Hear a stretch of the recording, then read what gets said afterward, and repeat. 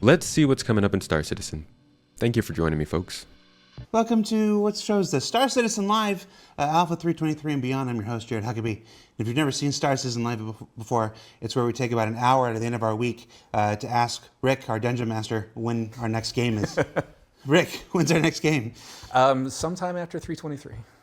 Okay, fair enough. Joining us on the show this week so that's Rick. 3 members of the, quite frankly, the Squadron 42 and the Star Citizen development leadership team. So let's take a few moments, get to know them before we jump into your questions. Rich, just because you're sitting closest to me and you want to start with you, tell everybody who you are, what you do for Star Citizen. So I am Richard Tyra, and I am the Senior Game Director for Star Citizen and Squadron 42. And that means I work directly with Chris on the vision for both games, and then I work directly with the teams on executing that vision. Okay. And that's pretty much it. Okay. Rick? I'm the design director for CIG, which means I handle all the design departments for both SC and S42, which is level. It's definitely an important position. Design and mission design and content design and tech design and system design and economy design and UI UX design, and so yep. So yeah, work with my assistant directors to make sure that everything's getting done and it's all on the same page as Rich is leading. Basically, like, wow, yeah, no, that's a huge position.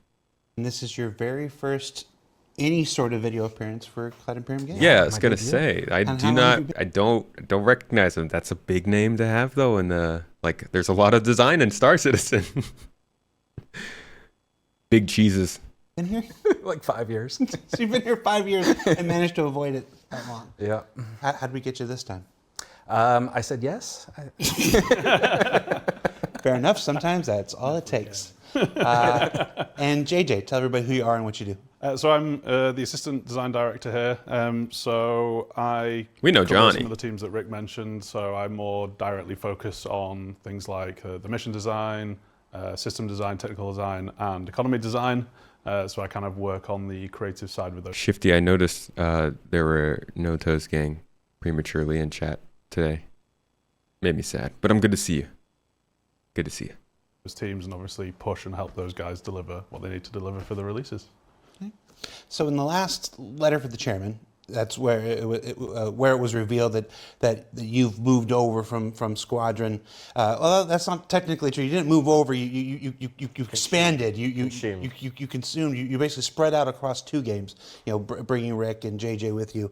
You were originally back with the old actor feature team. You went over to Squadron, led Squadron, got it to feature complete. Came back here. The question I want to ask: how the hell do you run 2 games? I don't go home very often, so that's one. I mean, ultimately, I've set up hierarchies on both of those teams to be able to work independently of me when I'm not there. But I spend a lot of time reviewing both sides from Squadron and Star Citizen, and if they were very different games, it would be a very different beast, but obviously they share the same features, they share the same aspects that we want to get from the games. They're obviously different content. But, I have to work with Rick and JJ, who, all 3 of us were on the core gameplay pillar, and then we did Squadron, and then we've done SC, so we've kind of all been all together. So it's just, you have to build up the teams to understand that they can, give them the authority to be able to deliver on decisions and make those decisions, and you trust those people to do that, and then ultimately I'll be reviewing the game and give my feedback. But yeah, it's a lot of meetings and a lot of discussions, but it's a lot very enjoyable. We touched this a little bit in your who are you and what do you do, but I'm curious about the division of labor between the 3 of you. I think Rick, you obviously feature more on the technical aspects than else. That's my but tell me how this triumvirate works. Are you just constantly move together as a pack of 3? Do you divide and conquer? How's this work? A bit of both, yeah. Like whenever there's a new design, we all come together and make sure that we're all on the same page, and then we kind of split off and divide it up amongst ourselves. Okay, wait. So hold on. What did Johnny say he was doing? that long. Yeah. How'd we get you this time? I said yes. Okay, but why? Like, what's going on? Why did he say yes? I know this is I'm gonna be a little tinfoil hat today, guys. I hope you enjoy. This is Metallic Tomato coming at you live on May 5th of 2024. One of the rare occasions. No, I'm just kidding. But really, why did he say yes? Why are we getting this crew together for the 323 talk? Because like sometimes we would get one person talking about the new patch, and I know this is a big patch for them. It's like the Squadron 42 patch coming over. But man, it goes in line with this whole thing that feels kind of like just the whole shift of the game's, not direction, just development in general has changed. And I had this video I released, I think in 2022, supposed to be about the history of Star Citizen, ended up being about like splitting up the development into several phases of development for Star Citizen. And I feel like we're seeing right now the most significant change. Maybe 2017, 2018-ish was pretty big, but this feels kind of similar to that, which I guess also matches the timing with the patches 3.0 and 4.0. Anyways, let's see how it keeps going. Yeah, Fair enough. Tommy's going Sometimes wild. that's all it takes. And I don't even know where we were. They do divide and conquer, so mission features, it works well as a team. Yeah, I mean, we're all sat right next to each other. There's not a day go by we're not Oh, talking. no, I went too far. Same page. Conquer, how's this work? A bit of both, yeah. Like whenever there's a new design, we all come together and make sure that we're all on the same page, and then we kind of split off and divide it up amongst ourselves to get it done. Yeah, I mean, the biggest thing is that it's something I've always been very cognizant of the fact that I've always wanted to make sure that we're a trio of partnerships, to make sure that we're all on the same page, because we've got such a large team. We want to make sure that we're giving consistent messaging to the team that we're working on. So any new designs or anything new or any new content will all always have an initial brief amongst ourselves before it propagates wide. But then, as Rick says, and we definitely do divide and conquer. So, JJ tends to look at like the events and work with Elliot on the mission feature team and system design. Rick is obviously more technical and from a technical background is working with Joe is on the tech design team, and then obviously myself is more broad, but we definitely divide and conquer to help. But we always, it's never isolation. We always come back and go back and spread out again and come back and spread out again. So, and we've all got different expertise in different areas, so it works well as a team. Yeah, I mean, we're all sat right next to each other. There's not a day go by we're not talking to each other. So, cool. So with that, let's jump into some of the Alpha 323 questions. It's interesting. Obviously, we post, as we normally do, we put a thread up on Spectrum, which is our bespoke communication platform on robertspaceindustries.com. We allowed our citizens to submit questions and then vote on which ones they wanted to see answered most. As we usually do, we've sometimes smashed some of those questions and reworded them a little bit, but there's a bunch in here. The first question right off the bat I want to ask, is Alpha 323 coming out today? No. Okay. Next question. Doesn't that depend on question. which day you're watching the video? How did we end up with Fauna like the Copian and Merrick instead of anything we've previously seen before, like the Space Cow or the Stormwall? I'll take that one. Okay. So we've got Space Cow and also Space Whale, aside from the cool names, and we've also got, Space Worm, all these really cool creatures that we're working on in the background, but each of those have like their own unique challenges that are going to take a little bit longer to get out. So with the Copion, we picked a creature that we knew was going to fit some of the early missions that we wanted to do, a ground predator, land-based, that we could get in the game within the time frame that we had. And then the other cool thing is the Merak is our first boid, and our boid technology is something that allows us to scale the number of creatures that we can have on planets in the future. So it's exciting to. So that kind of shows the idea of how boids are going to work. They're not necessarily nameless little sprites. Like, they're fully designed animals that'll move around, but they also have harvestables. Like, what defines a boid then versus a fauna, regular fauna? And then the other cool thing is the Merak is our first boid, and our boid technology is something that will allow us to scale the number of creatures that we can have on planets in the future. So it's exciting to test that feature early. And we've been talking about boids, and around the verse episode about boids was one of the very first things I ever, produced here. They look like the flood in Halo when we first showed that one. Aha! So Halo was mentioned, and it wasn't me. Can we mark that down? Doesn't happen as much as it should. Boid is B-O-I-D. this boid technology has been a long time coming. And yeah, and just to summarize like what a boid is, if you're not aware, just in very simple terms, it's just basically a lightweight AI. Yeah. So you have like a human AI, which is a fully fledged combat with what people have been familiar with in 322 and previous. A Copion is the equivalent of a human AI in terms of its complexity, so in terms of its animation and sounds. A boid is kind of just a lighter version of that, so obviously a bird. I wonder if that means because they want humans to be simulated by virtual AI and generally run a schedule and do things as they would if they were living a life.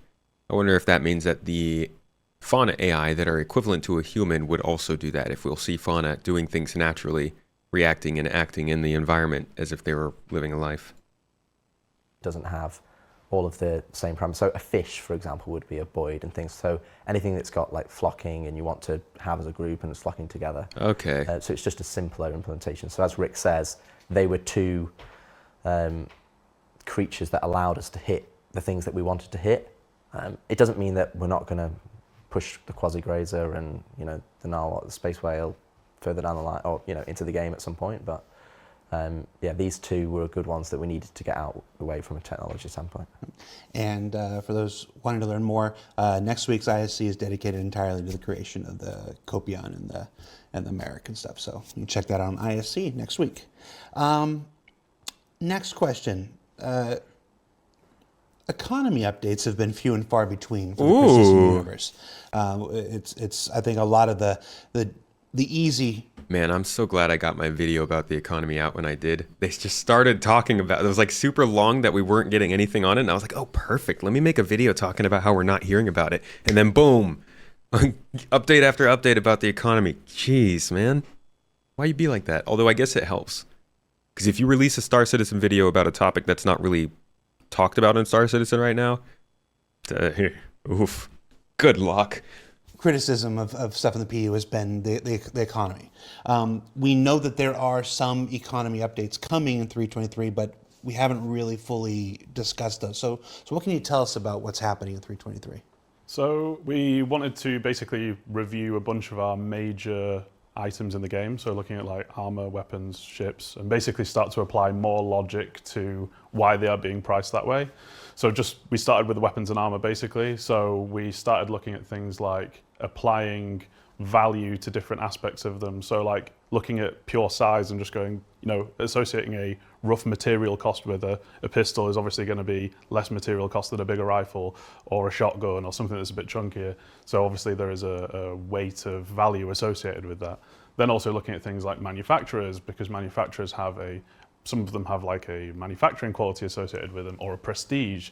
Looking at the different tech levels, we've got some kind of very basic ballistic weapons, and we've got some very advanced like, electron or like laser weapons that are going to be, a manufacturing cost associated with them. So people can go in and go to the shop and go like, look at the different weapons against each other and go, oh, okay, this makes logical sense because this is rarer, or this looks more expensive and feels more expensive to use. Oh my God. We did the same thing with the armor too. Then we started looking at some of the bigger ticket items like our ships. So again, we wait. Are you telling me those changes are in 323? Are you telling me that the armor prices and all the weapon prices and that stuff has changed? Don't tell me that, man. I guess that wasn't a big detail in the video. But that's definitely, remember we were talking about this like a couple weeks ago. Just the ship prices, right. It sounds like he's kind of saying the rest, but I don't think anybody has confirmed that yet. Applied very, very similar logic to those where we kind of go like, okay, let's look at the size, let's look at how they're being used. Are they used to make money? Because if you think about a commercial vehicle in the real world, typically they cost more because you're going to be able to make money with them. And then looking at manufacturers, quality, is it a luxury ship that then applies more value to as well? And then obviously weighing that up against the actual prices that you're paying real money for as well, and looking and making sure there's an association with them there as well. And that also kind of allowed us to look at a lot of the outliers that we had previously and kind of go, oh, okay, some of them are sitting way far above everything else for some reason, and some of them are sitting way far below everything else. So it's kind of just been a way of leveling it out, applying logic to a lot of that stuff as well. There was a couple of other things that we looked at too. So we also looked at balancing salvage out, because I think that had not had a thorough pass before. And we kind of saw people just getting millions upon millions of UEC through salvaging. So we felt that was basically flooding our economy with alpha UEC. So that was causing problems with people. The value of things just go down so much and it becomes meaningless when you can kind of exploit a system like that. So we've applied some more logic to that and brought the kind of gains down on what you can get from salvage. And then we also took a look at balancing mission rewards. So instead of everyone having to go to make money, you have to default salvage. We're now looking at the effort versus reward algorithm that we're applying to our missions and basically going hey, how much effort, how much risk, how difficult are they? What are you putting into these missions? Is it super difficult? Okay, you should earn more money from it. Is it long? You should probably earn more money from it as well. So just overall, things should kind of feel a bit more as you would expect. And this isn't the end of that tuning in 323. This is the next. No, this is just the first pass. Yeah.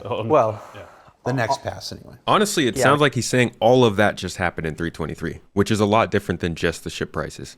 Because if everything else has changed in pricing too, including the values of guns, armors, and loot, as well as mission payouts, that means you should be able to make more money while you're spending more money on ships as well, which would then kind of make sense that they're not wiping the ships, because it gives people the ability to immediately use those more advanced ships to make money and give them more data about how people are making money with the new economy prices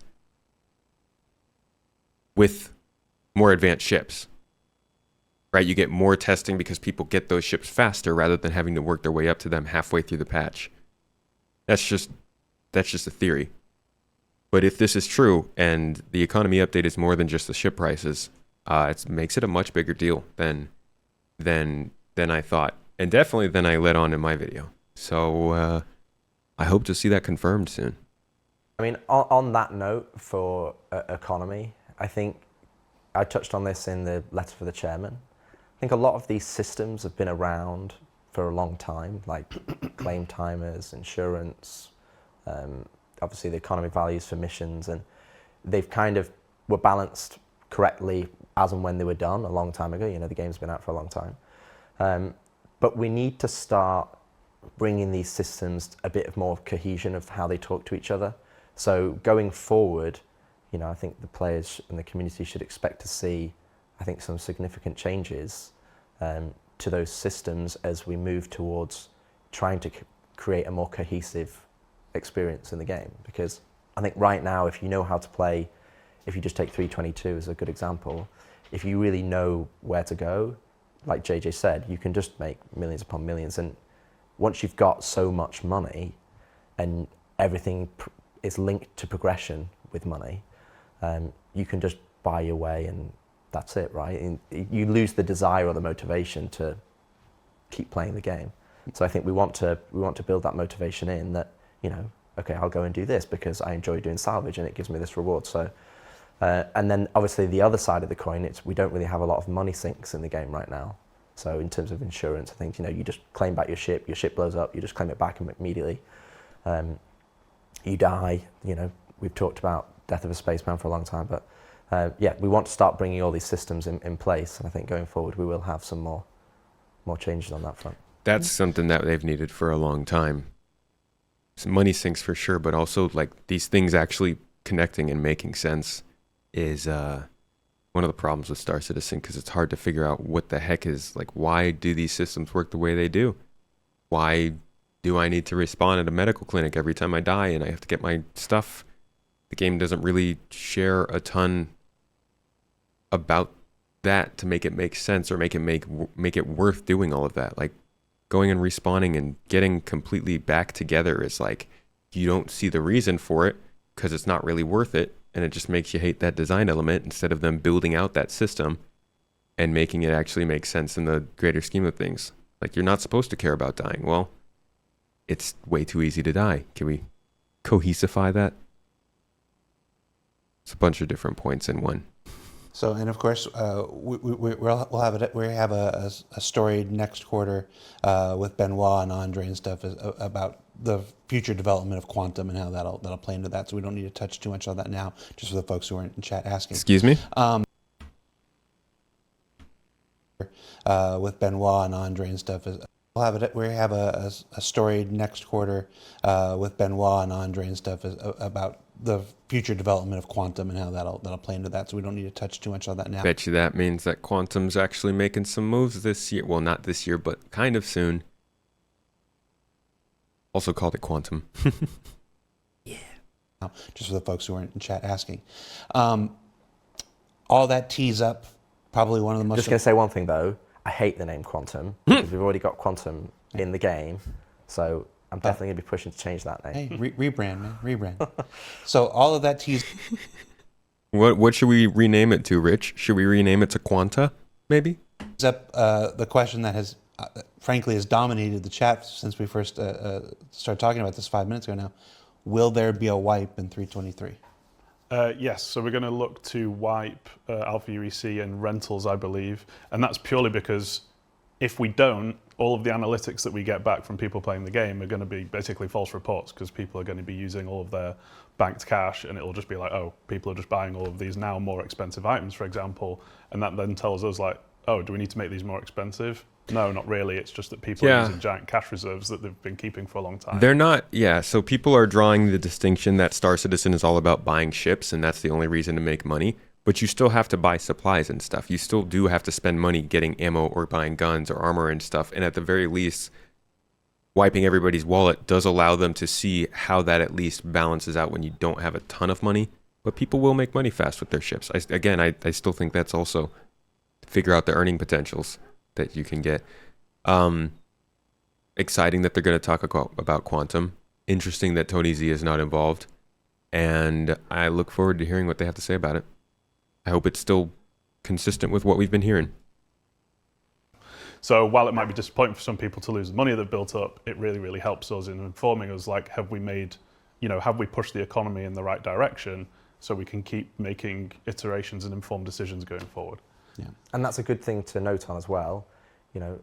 We're a live game. Just because we change the prices in 3.23 doesn't mean we'll then change them in 4.0. We want to put them in. This is our first rebalance or releveler. We'll evaluate, and that's why we want to do the wipe. We'll evaluate, okay, look at the data, and then base our next decisions on that data. One of the other things that's been on the public roadmap. From what I've heard, it was clarified on the forum. It was clarified on the forums that they did indeed mean ship rentals in game will just be wiped. And I think that's just to let people know that their ship rentals will be wiped, since ship purchases won't. They're just making sure to be specific about that. For 323, it's been the reputation hostility system changes. What should players expect in terms of gameplay with the reputation hostility feature card committed to the 323 roadmap? Thus far in the testing cycle, we have not seen any evidence of any changes in features or gameplay with regards to this card. Yeah, rep-based hostility wasn't really for 323 so much as future. It's setting us up for success in 4.0 and Pyro and the systems that we want to do there. Like the system itself is cool. It allows us to set up factions that you can gain rep with, and they become your allies and help you out and come to your aid when you're being attacked, and vice versa. You can piss somebody off, and that they're mad at you and they'll attack you on sight. You're not going to see a lot of that implemented in Stanton right now, but we wanted to get it in so we could start testing it in Stanton ahead of Pyro. The first place we want to do it is in Grimhex. We're planning to set that up as a neutral zone in the near future, so you'll see more of it then. Oh, jeez. I really hope that's not what they meant in the monthly report. Hold on. That was the monthly report, right? April 2024 monthly report. and they talked about, how do you spell neutral? Neutral.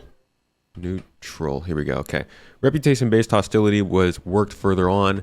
Alongside several issues and improvements, a new neutral zone was added. This is a special restricted area that allows players to have all permissions to be in, with NPCs ignoring reputation, relationships, and criminality and reacting.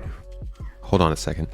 Okay, so the special restricted area that all players have permission to be in, with NPCs ignoring reputation, relationships, and criminality and reacting neutrally to everyone.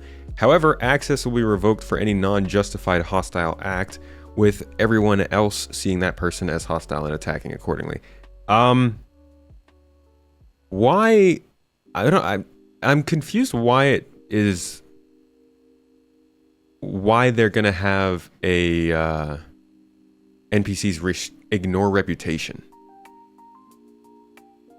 and react neutrally to everyone. Isn't that kind of like what cities are right now? No, I guess actually guards in cities will get mad at you if you have a crime stat. Why am I missing something there? Why would we want NPCs to ignore relationships in a place like Grimhex? Not to say this is Grimhex, but he did say they want Grimhex to be a neutral zone, and well, this is kind of what it's being added to. Black market zone. Black market, so like what? They just allow anybody to be there. But doesn't that mean that somebody could be really highly ranked in the advocacy and just walk in and all of these criminals would be like, hey, I know you just arrested the boss of this location. Like, what if you took out the entirety of Xenothreat in the local branch, and then you walked into their home space station, reacting neutrally to everyone, however, access will be revoked for any non-justified hostile act. Everyone else seeing that person as hostile. So you only get in trouble if you do something hostile when you're in the zone, not if you're... Does that mean that you can do something to a group of people outside of the neutral zone, and then if they start attacking you, can you run into the neutral zone and they'll stop? Neutral zone sounds like a really weird idea for Star Citizen. So it does not matter what you do in the game, who you have reputation with or against, how you've been criminality, who you've murdered. If you walk into this zone, NPCs will ignore that. That's what this sentence says, at least. I do hope, here's what I'll say. I hope it's not what I'm saying it is, or what it sounds like it is. I hope that this is them moving towards removing armistice zones and just talking about how cities and outposts and everything will be neutral zones. But my concern with that then, I'm all concerned tomato today. I said I was tinfoil, but I'm concerned tomato. My problem with that would then be, let's say that you have a criminal who's been messing around in Hurston area, and they've built up a reputation so that they no longer are welcome in certain places. And then let's say that there is a neutral area on the local space station. I don't know, one of the local space stations is a neutral area. That's also something we need to know, is like, what exactly is this for? Maybe Grimhex is the only one. But if there is a neutral zone and a bad criminal who likes to just kill people indiscriminately, who some might call a griefer, let's say they go into that neutral zone and then they are basically not being attacked, they're not being driven out by security, they're not being blocked by any of the in-game restrictions that are supposed to keep bad players or killing players and non-aggressive players apart from each other, and then they can just kill somebody in the neutral zone. Yeah, then they'll get in trouble, somebody will attack them, but they don't have that reputation following them around that should have told people it was going to be bad. Either way, that's enough talk about that one. Back to it. Have some settlements, I believe, with the Duster faction in 323, where if you do encounter them, the AI are neutral to you. So if you go and you see and you might have a delivery mission to that settlement, they won't attack you unless you attack them.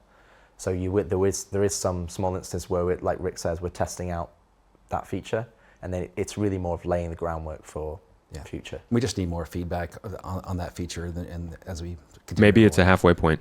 Okay. So this next question comes with a very specific set of instructions. Let me make sure I get this right. This is for JJ. Questions for JJ. Tom, follow me over to JJ. Sniper glint. Ah, WTF, man. So Sniper Glint was basically our first kind of proper foray into giving you some good feedback against someone who's using a sniper rifle. So this was actually a very low development cost feature that we wanted to basically try out. And it's not to say that there are other things we can't do later that, might be, better for the game that we're heading towards. Still eventually. quiet? But this was something we wanted to try out purely because when we start adding more and more systems into the game that kind of lead us to this death of a spaceman kind of future, which for people who don't know, it's basically there's going to be more punishment through death. Death is going to be it's going to be a very big deal. And if you have a moment where you die and there was nothing you could have done about it because you had no idea about what happened, that's where it becomes a big frustration. If I come and kill you with a shotgun, you probably could have heard me coming and you could have prepared for it and shot me. You see me as part of that process. Whereas when we start looking at shooting people over massive distances that we have on our giant planets, if you dial in your scope right, you can shoot someone from like over 1 kilometer away and you're not going to be able to see them. So it was our first attempt at looking at what kind of feedback we can start providing people to kind of cut through some of that frustration. Now, there are other things that we can do in the future that I think support that as well. So like looking at, bigger muzzle flashes that you can see at longer distances, and like improving our whiz-by system and hit reaction and feedback and things like that. Those are things we can work on, but they take a lot more time to kind of get right. So ultimately, we want to play with the Sniper Glint system, see what people think, see what we think, dial it in more if we like it, or if we decide it's not the ideal solution that we eventually want, we can always turn it off. It was very low cost, like I say. So ultimately, it's good that people are giving us feedback because it's going to inform us on how we want to move forward. yeah. I can't find myself being all that inspired by Sniper Glint one way or the other. Seems like a balance mechanic that hopefully they dial in. This maybe. I think you make a good point there that this is alpha. This is where we test ideas. Yep. Not every. You can sit there. We can debate it. And I'm sure internally there were people that said, "No, I hate this," and internally some people said, "No, this is going to be great. I hate snipers. I'm going to love this stuff." We don't always have to make that determination internally. We can put it in, especially if it's a low effort thing like this, and find out. For certain. Yep. And Sniper Glint's a great example of that. So keep your feedback coming. You can direct it directly to JJ, Johnny Giusevius, Manchester Goods Yard. You have to spell my name right, though. You have to spell his name right, though. The front desk will not deliver it to you if you don't spell his name right. And I'm not going to tell you how to spell it, so that's the challenge rating for you. All right. Rick, this might be a question for you. Why can we scan other players' ships but not our own? Well, ship scanning is meant to just be detecting what's outside of your ship, right? It's error exploitation of the world around you. So that's just kind of inherent in the nature of it. If I understand the question correctly, it's like, I want to be able to detect stuff on my ship, which is going to be handled by FPS scanning, which is one of the features that we're working on moving over from Squadron to SE right now. Okay, fair enough. That seems like that was what they were talking about. So, okay. Rich, we've talked about master modes quite a bit. It's had 2 CitizenCon presentations. It's had an ISC. It's had at least 3 SCLs since we first started talking about it 2 years ago. At 2 CitizenCons ago, rather. Sure. Technically 3 CitizenCon ago now. We haven't talked about where it came from. Like what was the problem? If you haven't gotten to see the podcast I did with Avenger 1 and Yogi Klatt, we did talk about where it came from. Go check that out. It's on the second channel. Why was this deemed the solution? Well, first off, I think the fact that we're working on a live game, the issue is that we should always be looking at, even if we've got a system that's out in the wild, we should be looking at evaluating it and does it deliver the gameplay that we want, that the community wants, that Chris wants. So when we looked at the combat as a whole, and we're talking a long time ago now, I was probably still in Star Citizen, it was probably pre-Squadron when we started talking about master modes. A lot of the combat that we saw across the broad spectrum of the community, not just the new players and not just the very well experienced players, but the broad spectrum, basically Those became two jousting. groups, those are not the And only two it- groups, Rich. How about the not so experienced and also not new players? Can we get some representation in this conversation? No, we felt that we could do better than that. Now, I know that there's a lot of discussion points around master modes where we're talking about lowering the ceiling cap, and that was never the intention. That's not our inspiration. Our intention really is to try and create a system that is fair to use for all players, that allows players to come on and still feel like they can engage in the game and compete, but still reward the very best pilots. And master modes is, the iteration that it is today, it's been through like probably 20, 25 iterations of different tweaks and changes, and we want to try this and we want to try this. And even the iteration that we're going live with in 3.23, that's not the end. That's just the beginning of that process. We will put it live. I'm meeting literally this morning to discuss with Yogi about spool times between SCM and nav, or what are we going to do with snub fighters that don't have a quantum drive? Like, do they have a nav mode? And I was like, well, yeah, they should do. So the expectation is that master modes came from the goal to try and improve the overall flight experience for both combat and non-combat in the game, so that you can feel like if you want to be a space trucker, that's cool, you can switch in, or if you want to be, a trader or a miner or combat. So it's about taking something and making it accessible to new players, that it's has a lot of depth for existing players to then take advantage of, and really that was the inspiration. There's never really a moment in time where you start going, this is a problem, we just need to fix it. It's more about you evaluate these systems over a longer period of time, and then start to think of solutions about how to improve it, and then those solutions grow and grow into a new system that you go, oh, this could be a solution that we could do. And with master modes, I think we did.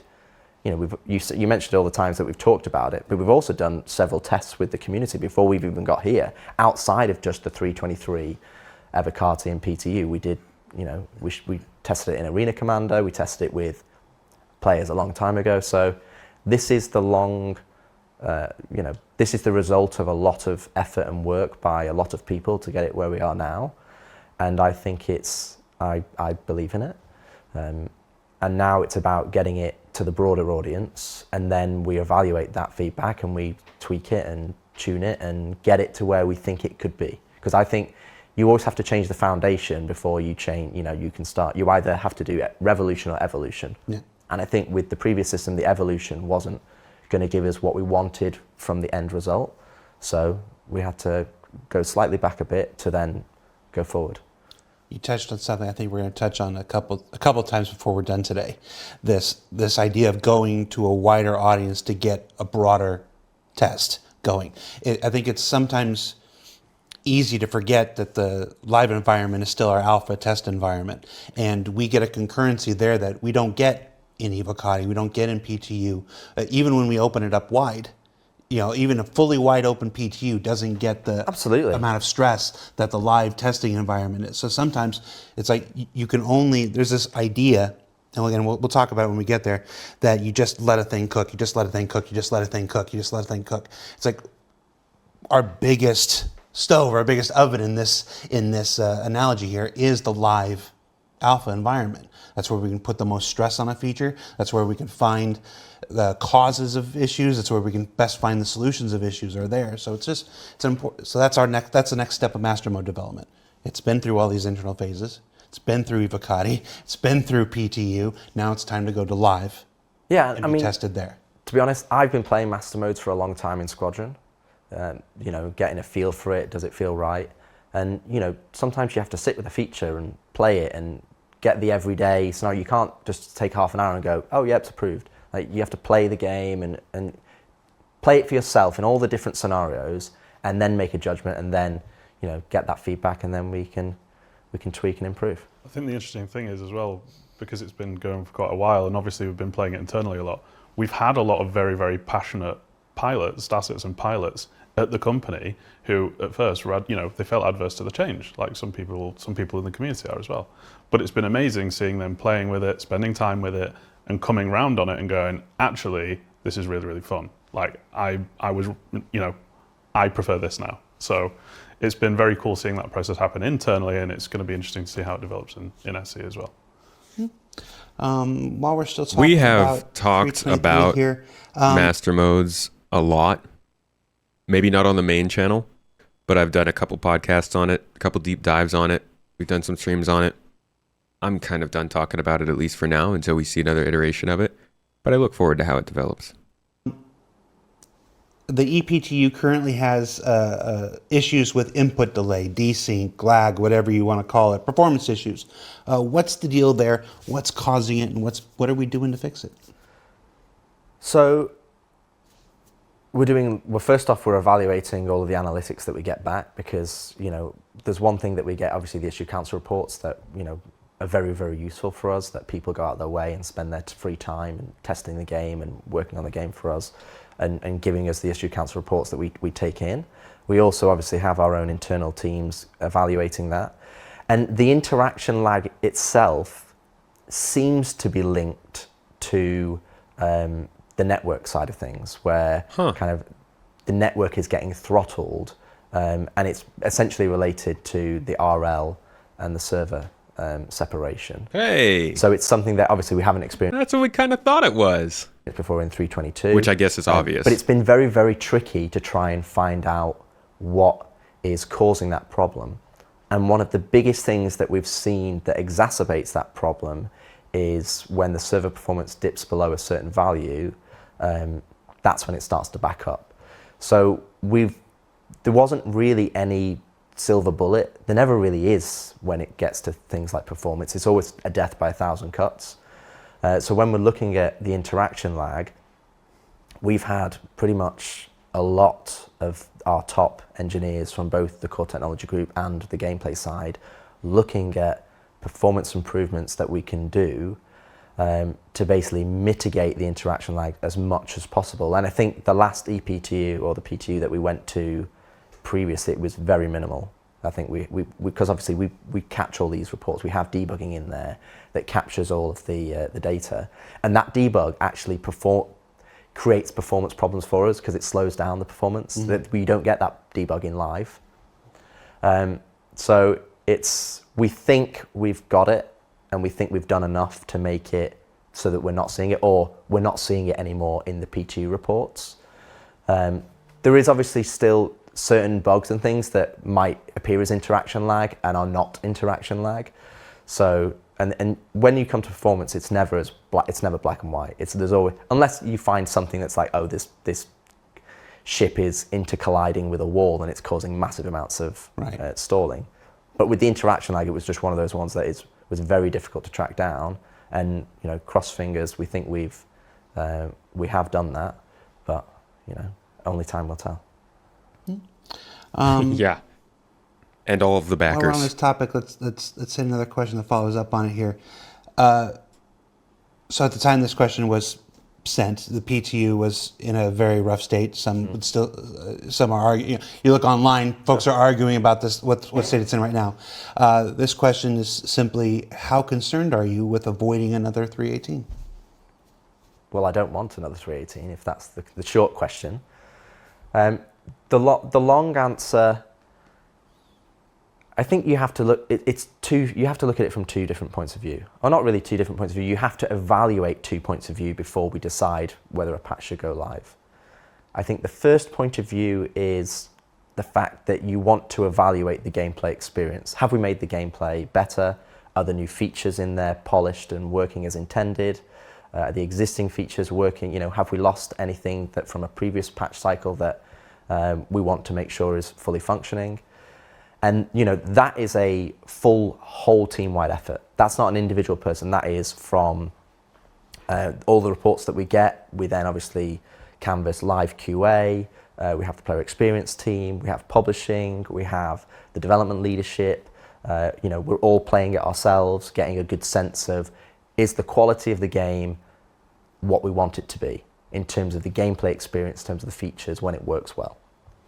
Then the other side of the coin, where it becomes trickier, is because we're an alpha product, we are releasing foundational technology into the game, into the wider audience. So for example, this one is the replication layer and the server split. That's the kind of funny bit is like, we're like, yeah, but 3.18 was bad because PES was the back end stuff. I even said that on my first video about the patch because I just forgot about the replication layer split. Good job. Can remember some obscure video in 2017. Can't remember the biggest feature coming in 3.23. But yeah, there's back end tech coming here too. What does he have to say about it? Precursor to server meshing.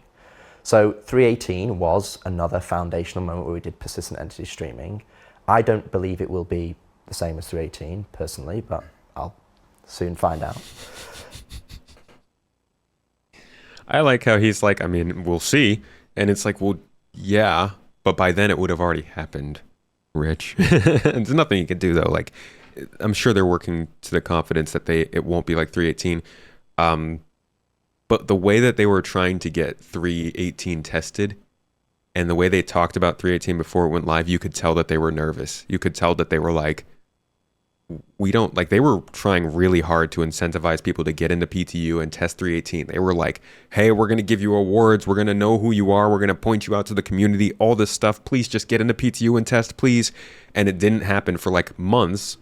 And then they were like, all right, we'll push it live. And they pushed it live, and then they got those testing numbers and everything collapsed. With 3.23, they haven't shown any real anxiety about people testing it. Like, they just went through the thing that was causing the problem, the replication layer split. He sounds like they know what's going on, and they realize this isn't something that we need a lot of people to test to find, which is what screwed 3.18. This is something we were able to find without going to scale. So hopefully that works, and hopefully something else that just randomly pops up when you go to scale doesn't. But it doesn't feel like the same kind of lead up. Yeah, 3.18 was bad. But when it comes to that foundational technology, similar to what I was discussing in terms of the interaction lag, when you put it to Evocati and then ePTU and PTU, we're only getting a fraction of concurrency compared to live. So when we're looking at some of the issues that are performance related and are stability related, we might think we're golden, and then you go to a live audience and something else pops up that we're like, oh, this is a problem. All right, I ate my words. I guess he still has that concern for 3.23. We need to hotfix it. We need to evaluate it. So we could spend the next 2 years just trying to get it to be absolutely bug free, and then go live and it still have issues because it's such foundational. There we go. Like Shut up, Space Tomato.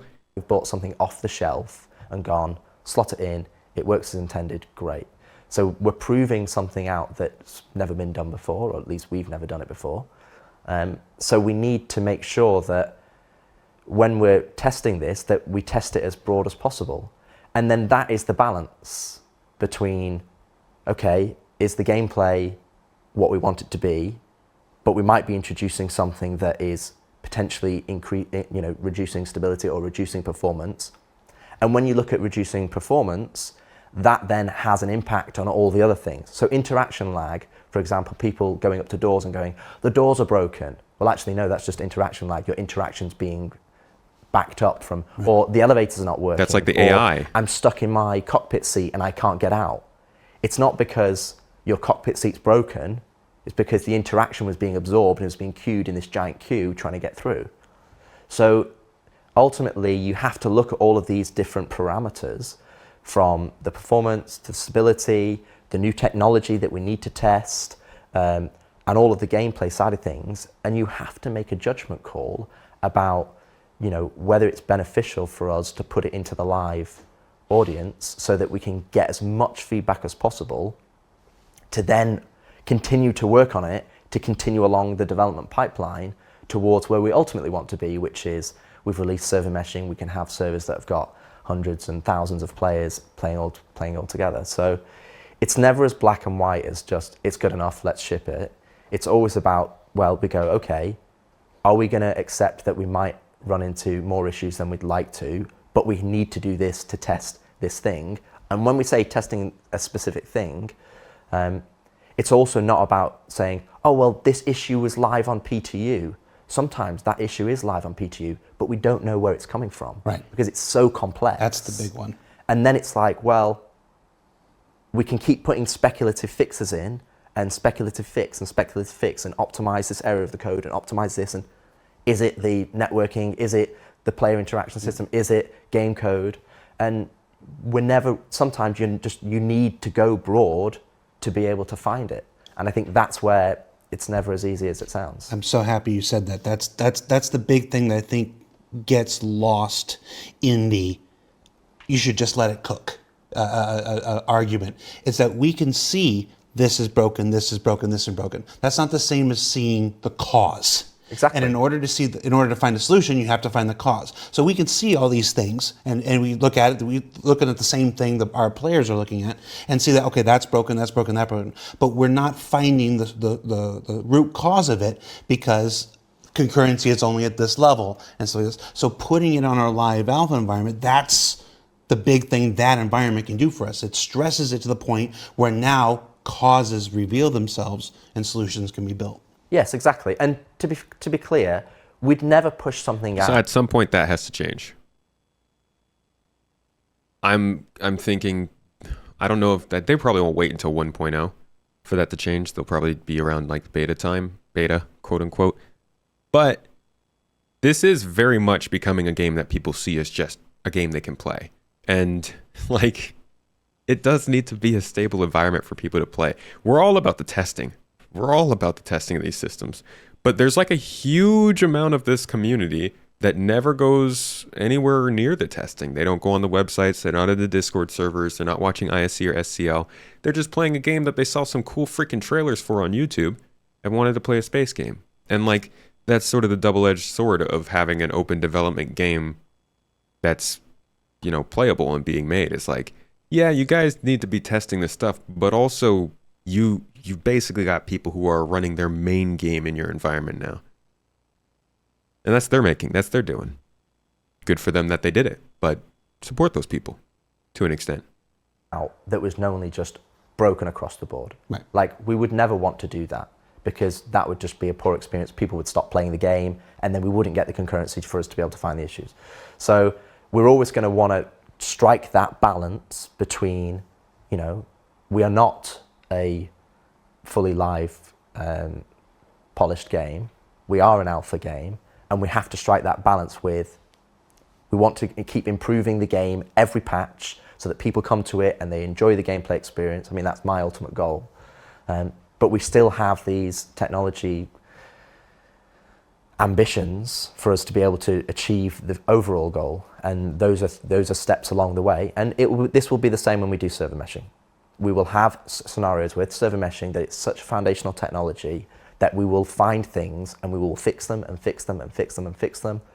But we will definitely, I can guarantee it right now, when we put server meshing live, we will find issues that either have been exacerbated by something or XYZ. So that's just the nature of the beast. That's going to be painful.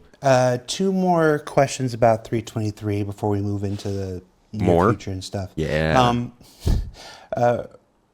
These are all big ticket direction things, so sorry for backing so many of them up on you, Rich, here. It seems like there were a lot of things thrown into this patch. 323 is arguably the biggest patch Star Citizen's ever attempted, and then even with cargo and hangars coming in at 323X, it's still the biggest patch I think we've put out. With 3.0, you might be able to argue certain 3.0, things. man. Was it too much? Or should we have done smaller? Should this have been the 323, 1, 2, 3, 4 with all these things from the get-go? Was it too much? Is it just this is how it happens? What's your view on this? I think from my perspective, and ultimately I was responsible for this, so this helps. Go big or go home. Yeah.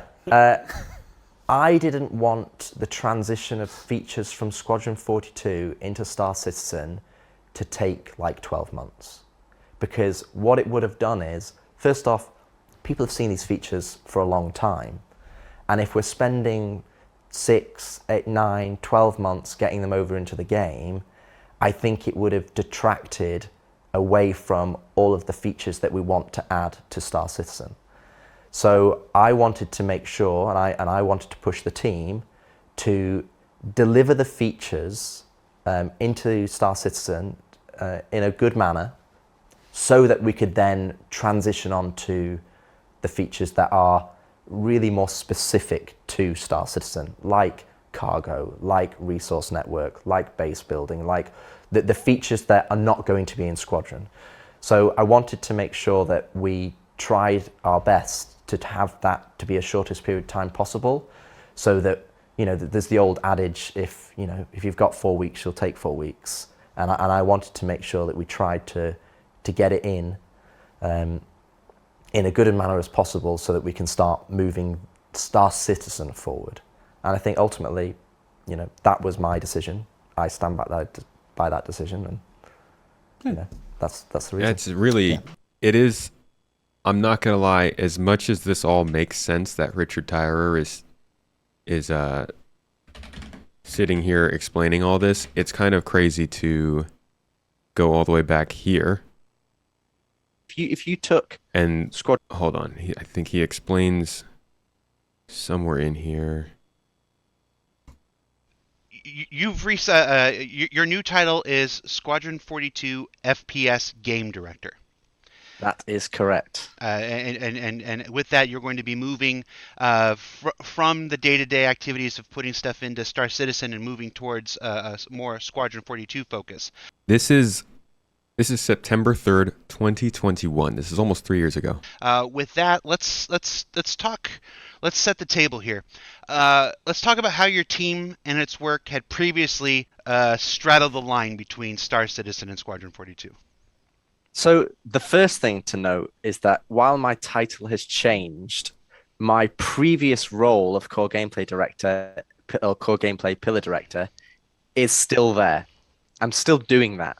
This is just in addition to that. So the way that we worked was that obviously the company or Cloud Imperium is set up into these pillars. And each of the pillars has representative teams that have areas of expertise on that pillar. So the core gameplay pillar essentially incorporates the actor feature team and the actor tech team, the weapon feature team and the weapon content team. And it did used to incorporate Fire Sprite as well for Arena Commander. So those 4 teams, as you're probably well aware, are dedicated and focused around. See if I can find the part where he actually talks about the fact, like what they're doing with this all. Let's go up here. Retrospectives that I did at the last 2 quarters.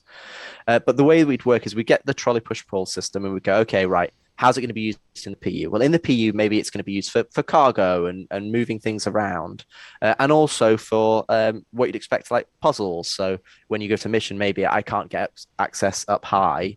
I need to move something so I can then mantle it and climb up. The stereotypical, action adventure type of puzzle. And that's really where it's more appropriate in Squadron, because obviously Squadron has all the same content in terms of like the vehicles and the armor and so on. And then Squadron has its own specific things. PU has its own specific things. But how you use these features, we will always deliver something in a systemic fashion. So for example, if we were just making a single player game, you could make trolley push pull just be a movable physics object and be done with it. Because we know it's going into the PU, we went the extra mile and be like, okay, well, it needs to take into account there's gravities, there's different gravity that you can be in, or other people can jump on that because it's jumping forward a bit again. He's got very specific thing to say in this episode. I'm trying to find. Worked, and we would do the same and give it to the level. So the Squadron level design team, for example, is a content team. So we would be there at the top developing these features in coordination with the other leadership, and then we deliver it to the content teams to then kind of execute into the individual projects. The way it kind of works right now is that we would deliver it maybe before the content teams will have access to it, and then they'll put a wrapper around Here's it. the important But that's part. kind of how it's previously worked. It's to be honest, it's kind of unique in game development. It's not something that happens everywhere. I mean, it's something that's definitely new. I've only ever seen at Cloud Imperium, but it's the nature of how we're developing all of these different projects. When was the actor feature team created? 2015, 2016? Well, Jens is probably the Okay, first. that wasn't the I think. important part. Yeah, we're talking. Yeah. I mean, it's one of the first ones. I think we're talking a while ago. Okay. While we don't necessarily talk about it at all the time because we want to preserve many of the surprises, the plot points, the character points of Squadron 42, development of Squadron 42 has been continuing right alongside Star Citizen this whole time. Yep. Recently, we recognized we identified a need for a change with Squadron 42, with the way that we've been developing Squadron 42. Talk to me about what we realized what that need was. Here's the important So part. the biggest thing is kind of how I discussed there. You have the feature team and you have the content teams. The biggest thing is that we wanted to create a closer relationship between the people who are making the features and the content, and especially considering I'm the arbiter or I'm responsible for the FPS experience. So when we've had discussions with Chris and talking about it, we wanted to create a closer relationship between the feature teams and the level designers, who are basically the people who are they're essentially the client who are utilizing these features. And with Nick, who's the current creative director on Squadron 42, Nick Elms, we wanted, obviously Squadron's a big project, and because we've got such a kind of a good delineation between like the FPS and the vehicle side of things, there was two kind of things that we identified. One is that Nick could use some support so that he could kind of really focus on the flight side of things, which is where all of his experience has been, so that he can really hone down on that and really work with John on the vehicle pillar and that side of things and push that forward. And on the actor side was that we wanted a closer relationship between the technical designers and the systems designers, because the technical designers can help more on the technical side of things with implementing like AI and so on and so forth. So there was lots of these different individual reasons, like a closer relationship with AI in terms of the technical implementation with the engineers, with the level designers, and kind of bridging that gap, which is usually a traditional pipeline. It's just something that the way the pillars are set up, it kind of creates this two-step process. So that's where kind of I came in to kind of come over. So essentially all of the FPS level design teams and the social teams on Squadron, essentially anything related to do with the character gameplay, they're kind of coming and being absorbed onto the core gameplay pillar. And that's why I said I'm still doing the core gameplay pillar direct. That's still a role that I fulfill. Mm-hmm. I just have a superseding role that kind of encompasses that plus the level design aspect. So that's where I'm coming on to help out on. And for the longest time, just for context, we were never hearing about core gameplay as its own segment. But if you haven't noticed in the monthly reports now, they just basically include all of these different teams in core gameplay now. So this is kind of the type of gameplay he's talking about. If you want to know what he's mostly involved in, take a look at these sections in the monthly report. The game direction for the FPS side of things. And so it's 2021. Skipping a beat, because what would happen is we go, okay, this is a feature that we want to introduce, like trolley push pull or whatever, or any of the weapons or armor or any of the other mechanics we want. And then there'll be a step of teaching that to the level designers and what they need to do. But now they're going to be part of that process, which is a more traditional way of doing it. Generally, you would sit down and you would work, the level designers and the system designers and the technical designers, they kind of work together alongside like the environment artists and the animators and so on. And they'd work together to create a thing. So for example, let's say I take body dragging. If we were going to make body dragging, generally what you do is you go, hey, we've got a level. It's a stealth level. We need to. So he's not saying the quiet part out loud. For some folks. While the Star Citizen universe is a sandbox, it's open, wide. Start implementing these features within Squadron, but still taking into account the PU considerations, because that's still part of my responsibilities. And then they will go to the content teams, but it will hopefully they'll be more proven and more executed because we've already implemented them into actual real gameplay scenarios, rather than like test maps or testing out theories and so on and so forth.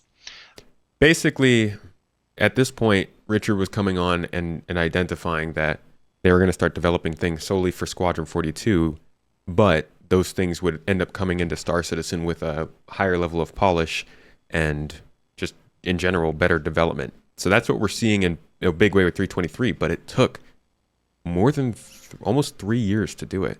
We were not thinking it was going to take that long when he was there talking about it. I think Tyler made a post on Spectrum yesterday about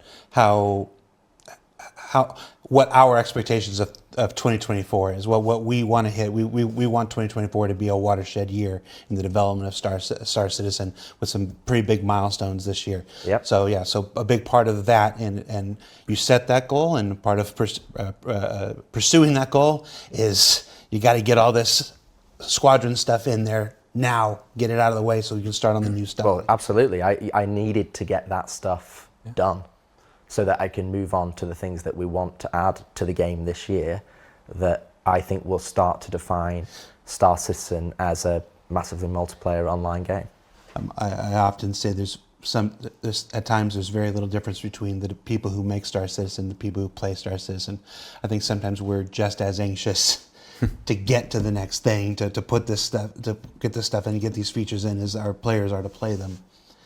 Absolutely. I mean, when I look at Star Citizen itself, it's a concatenation of a lot of features and a lot of content. Good word.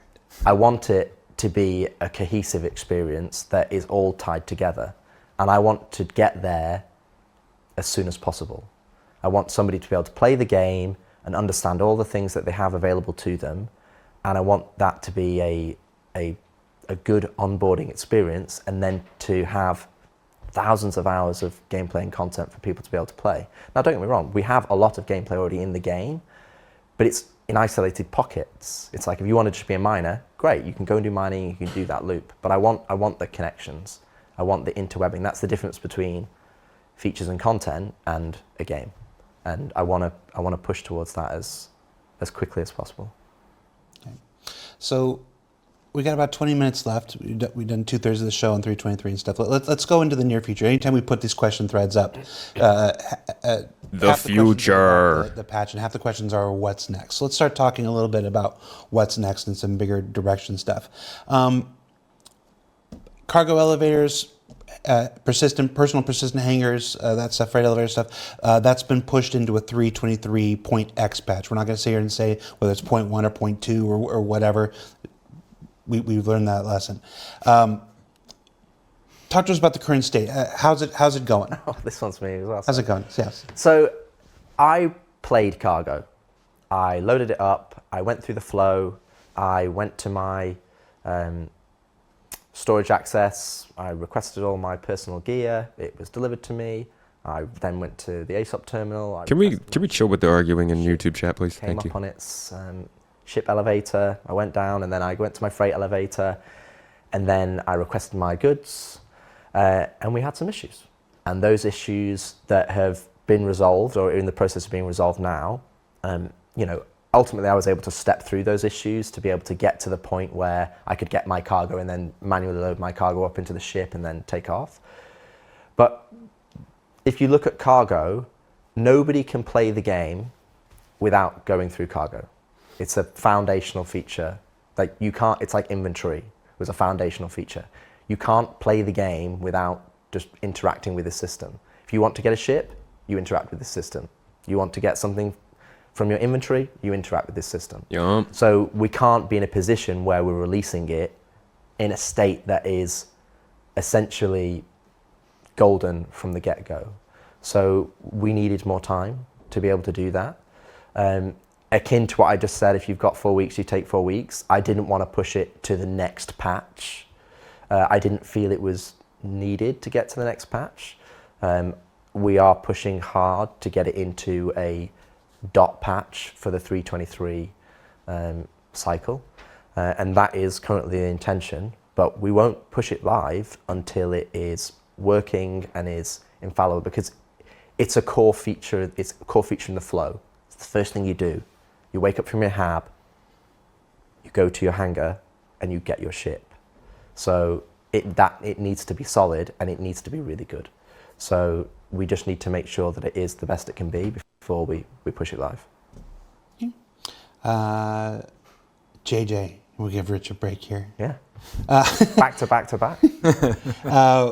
Once the personal persistent instance hangers come out in the 323X patch, will our landing zone remain the same as what players choose when 323 drops? They set the home base and then you can't change it for the time being. We're going to have an opportunity to change it again when the point X comes out, or will they be stuck with whatever choice they make in 323? Hopefully Rich isn't next, because this is quite a quick answer, if you wanted a break. But yeah, so basically we're not doing a full reset, so your home location is as it was when you last set your character. When we do a full reset in future, that will give you an opportunity to choose a new home location. Thank God we're not moving our orc home. And people will probably correct me if I'm wrong in the chat, but you can use the character reset function on the website. But, and I'll look into the camera when I say this will mean that you lose everything that you've earned in game. So if that function is there and available, just be mindful when you actually use it, just because you will lose your UEC, you'll lose your bought ships in game, and things like that. So if you are really, really desperate to choose a new home location, I believe that is an option that you can pick and choose. So we'll just assume that's off the table, though, because you don't want to lose all your stuff. So correct. The answer is actually... I would wait or move your things manually.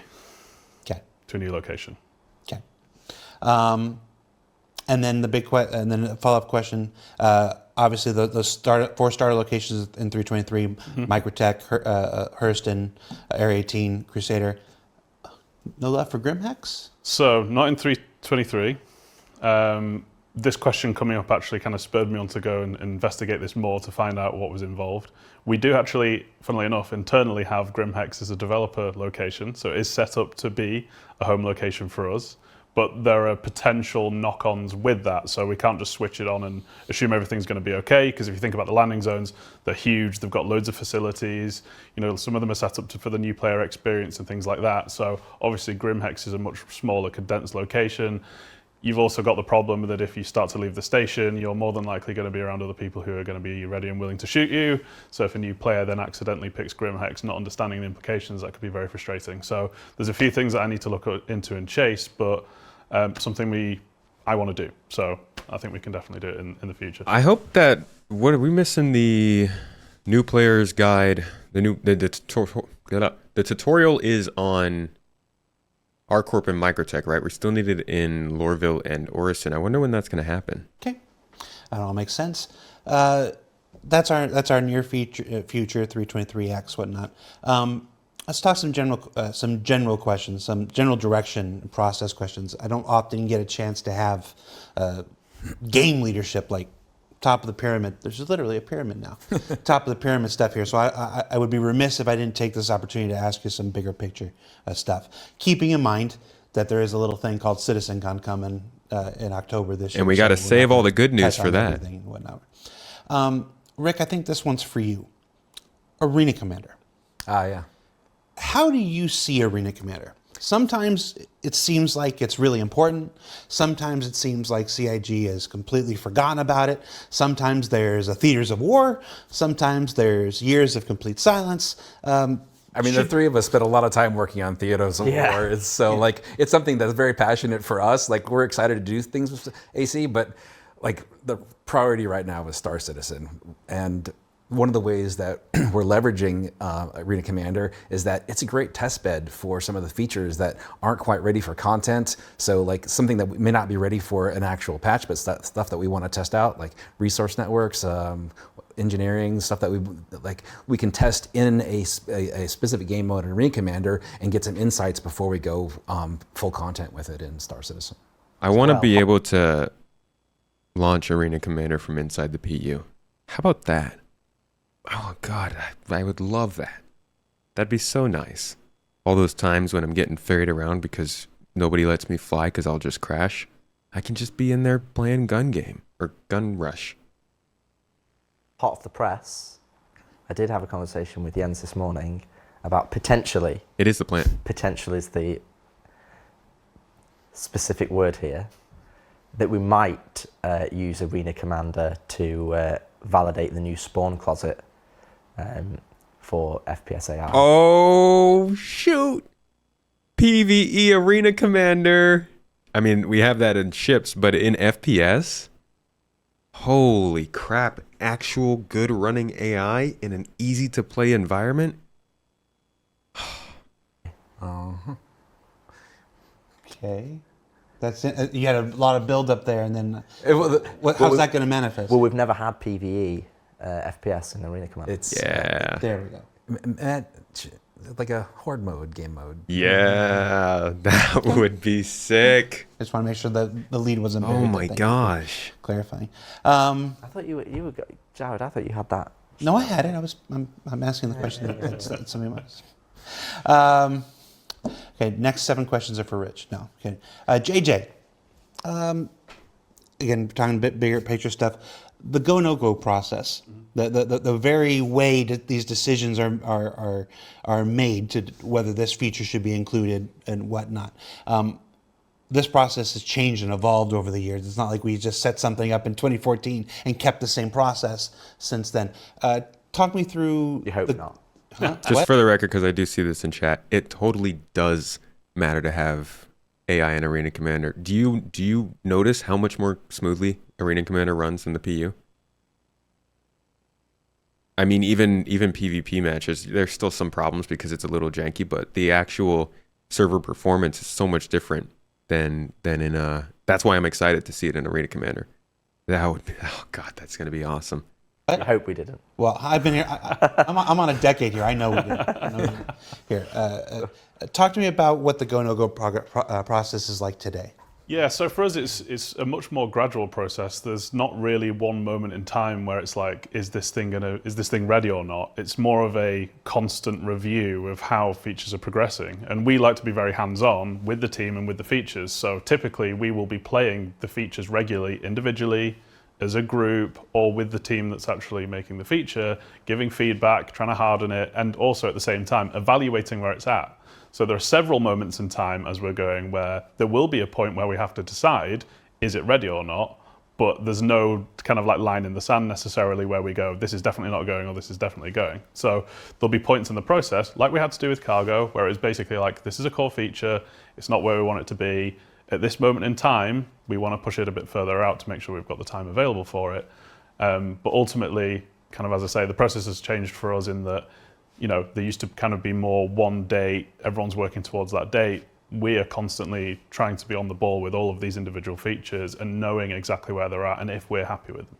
Well, you know, for cargo, it was, you came to me on the day of ISC and was like, is it in 323.0 or is it in a .x? And I was like, I'm still deciding. So you want to air the laundry? You want to air the laundry? Okay. So the day that our cargo episode was supposed to air, did air, was the day of the go no go. Oh. So I had 2 versions of hosting. We often do, where it says, it's going to be in 323, and one is, it's still targeting 323, or one where it's not going to be in 323, it's going to be in 323X. And you might remember we were so good this season about getting all our episodes out at 8 a.m. Pacific on the dot because we moved editorial over here. We've done a lot of structural improvements thanks to David and Tom over there who've made things a lot better. We had a great streak going of every episode right there at 8, and then it's like, well, what version do we put out?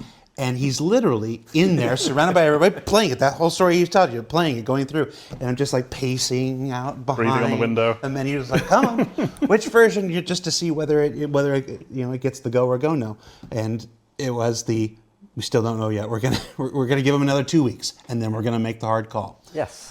So it was like, all right, so we go with what we call the truth in the moment. The truth in that moment is that it was still targeted for 323, so we go out. And I wanted to give the team every opportunity to be able to get it into the game, but it needed to pass the certain level of quality bar to get in there.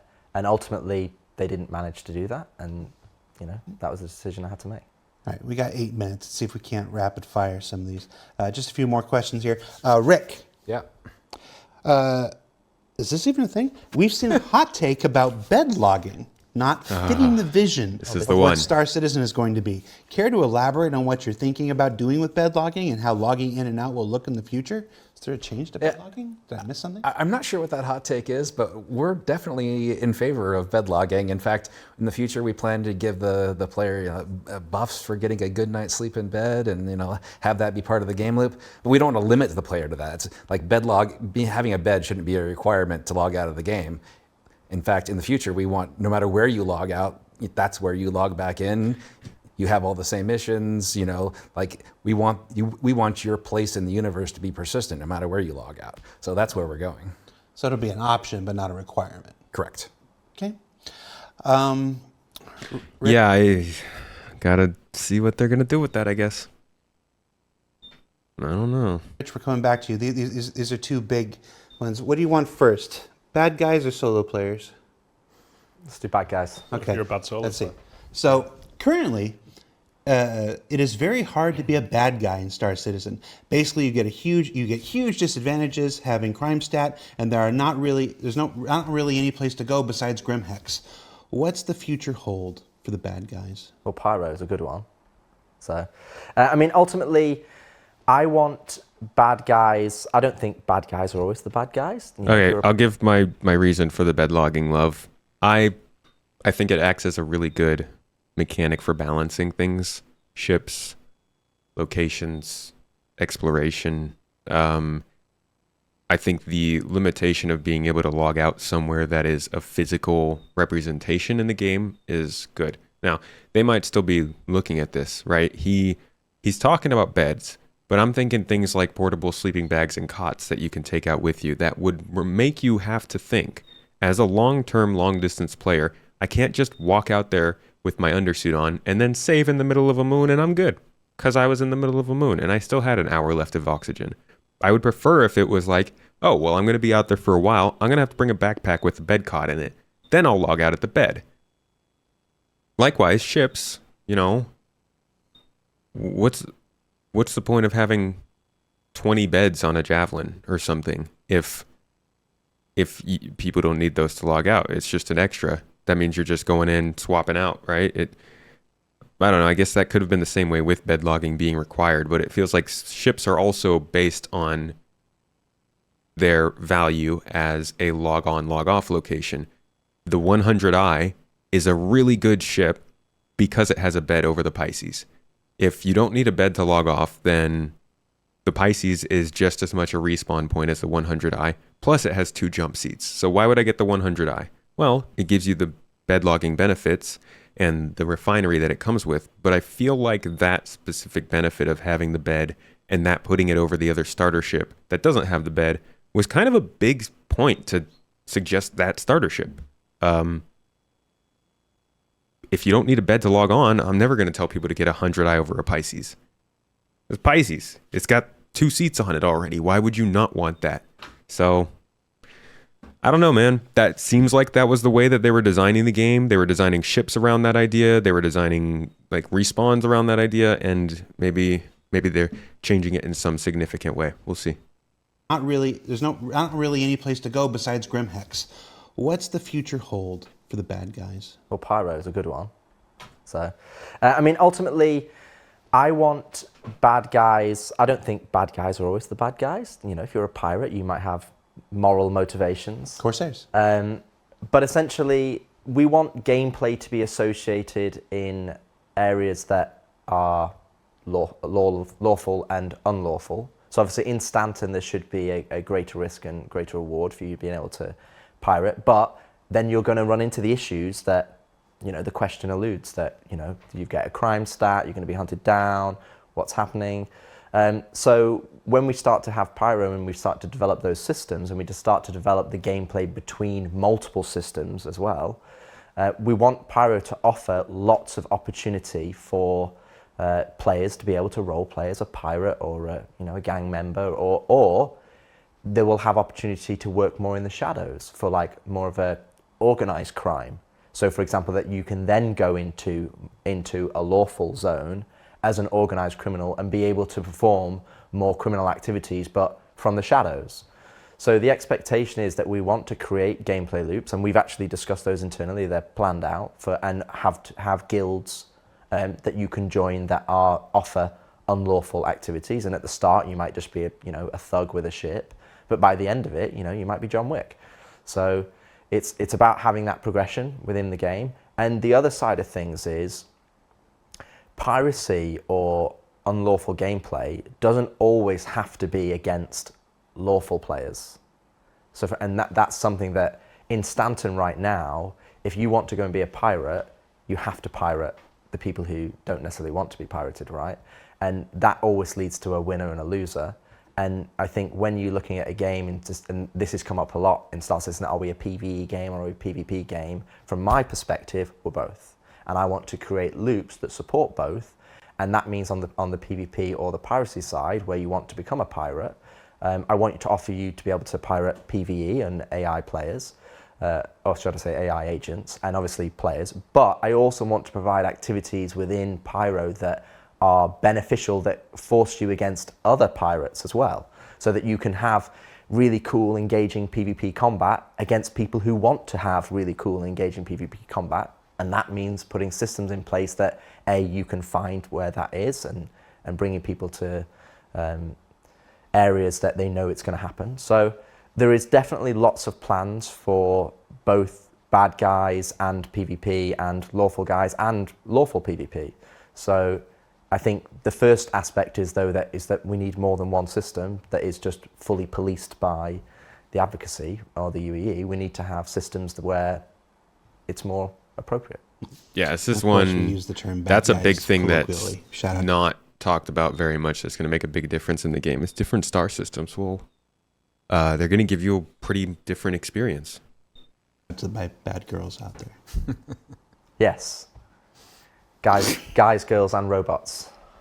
All right. 2 more questions here. The other big one for you. What place is there for a solo player in Star Citizen? We're just going to go get a drink and leave Rich. Yeah. I think there should be a lot. Obviously, if you want to be a solo player, just because we're a massively multiplayer online game shouldn't preclude you from playing solo. I've played many MMOs where I've just played by myself and got through to the end game. There will obviously be certain prerequisites as you move towards the larger goals in the game that are going to make it difficult for you to achieve as a solo player. For example, if you wanted to try and earn an Idris in the game and earning reputation to be able to, figure out how to be able to manufacture your own Idris, and then you need to go and gather all the resources to be able to do that, that is a very, very large initiative. Almost to the point where when you even have that Idris, you're going to need multiple people to fly it proficiently. So I think, that doesn't mean that there is not going to be a large amount of content that is achievable by solo players, that they'll be able to have enjoyment and combat, for trading, to mining, to salvage, to all the other aspects of gameplay that we want to be. If you want to be a farmer, you can go and be a farmer, right?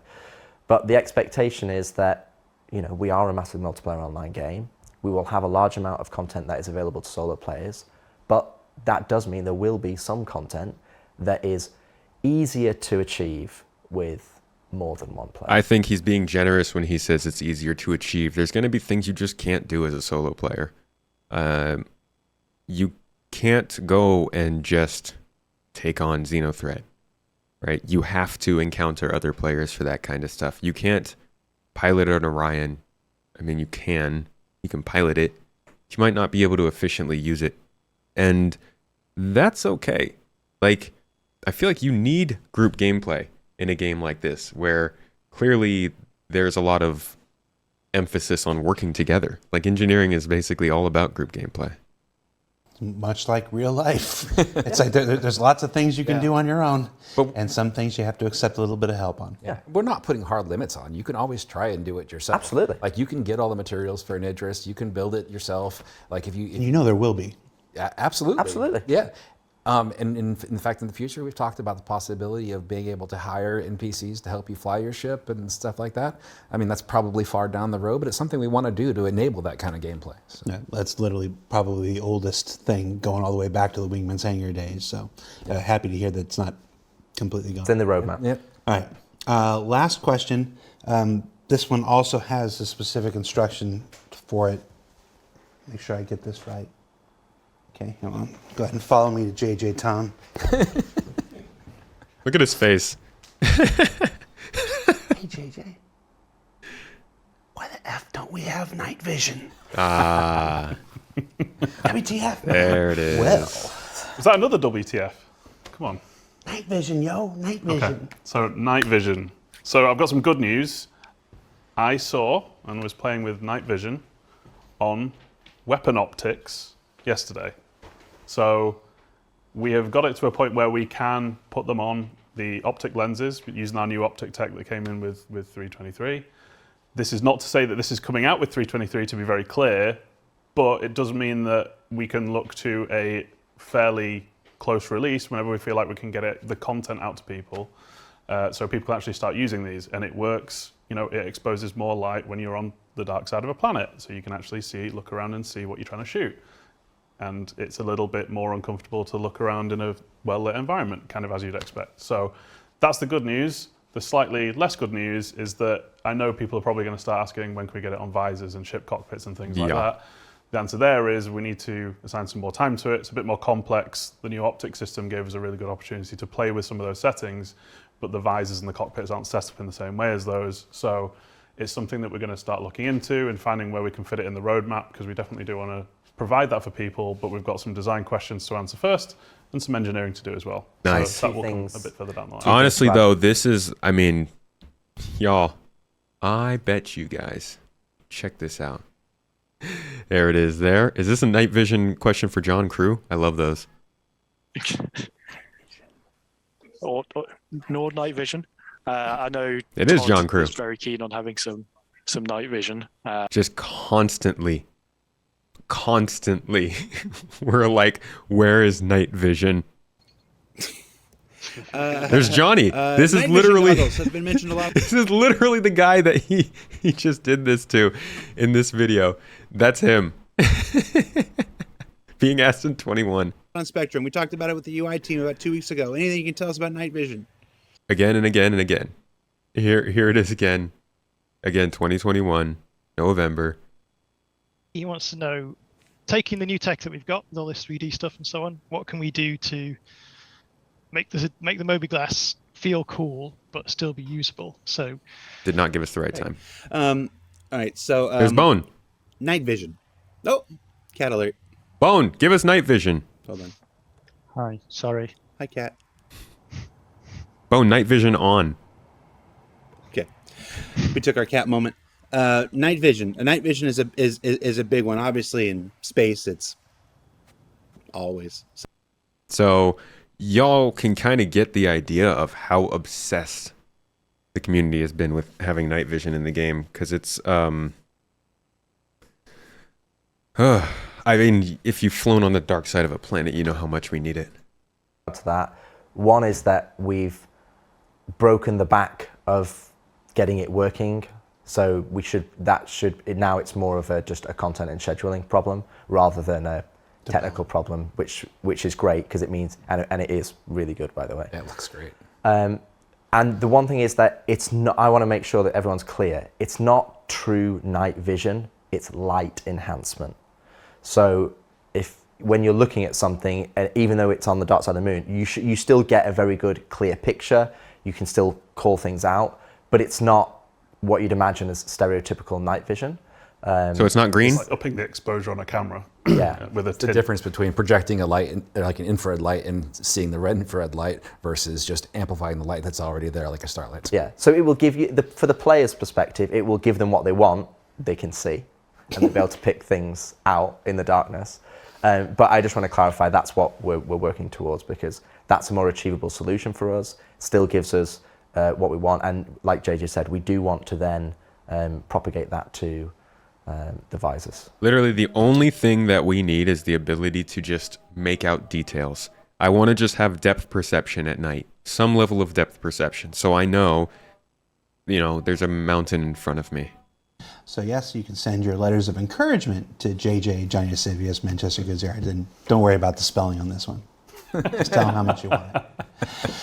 All right. He still calls him Johnny Jasivius. Your letters of encouragement to JJ, Johnny Sivius, Manchester Goods Yard, and don't worry about the spelling. Pretty sure his name is Jasivius. On this one. Or because he did that in one show and everybody was kind of like, oh, all right. That's different. That's it, gentlemen. All right. 502, you survived. Rick, you survived your very first video of any kind for CIG, and it was an hour-long live show. How do you feel? I feel great. This was fun. Good. I'll do it again.